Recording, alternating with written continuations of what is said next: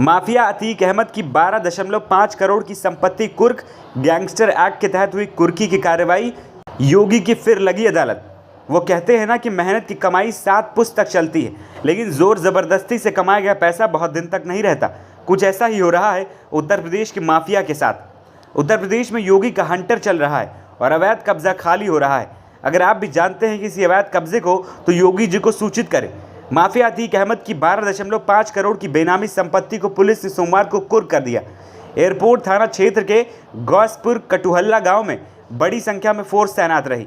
Police ने मुनादी कराने के बाद संपत्ति को कुर्क कर दिया और वहां पर इससे संबंधित बोर्ड भी लगवा दिया। 12.5 करोड़ की 25 बीघे जमीन को अतीक ने राजमिस्त्री हुबलाल के नाम पर बनाया था। एयरपोर्ट थाना क्षेत्र में गौसपुर कटुहल्ला स्थित इस जमीन को कुर्क करने के लिए कागजी कार्रवाई कई दिन पहले ही शुरू हो गई थी। पुलिस ने इसे गैंगस्टर एक्ट की धारा 14(1) के तहत कुर्क कर दिया।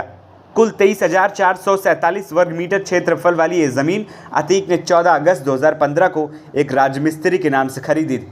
जुलाई में लखनऊ के विभूति खंड गोमती नगर स्थित जिस होटल से अतीक के अधिवक्ता विजय मिश्रा को गिरफ्तार किया गया था, पुलिस ने वहीं से इस ज़मीन के रजिस्ट्री के पेपर बरामद किए गए थे। इसके बाद ही बेनामी संपत्ति का खुलासा हुआ था। होटल में इसी ज़मीन की डील होनी थी। सूत्रों के मुताबिक ज़मीन को चिन्हित करने के बाद इसके संबंध में और जानकारी जुटाई गई।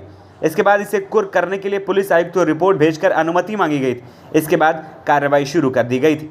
मौजूदा मूल्य के हिसाब से संपत्ति की कुल कीमत 12,42,69,100 रुपये आंकी गई।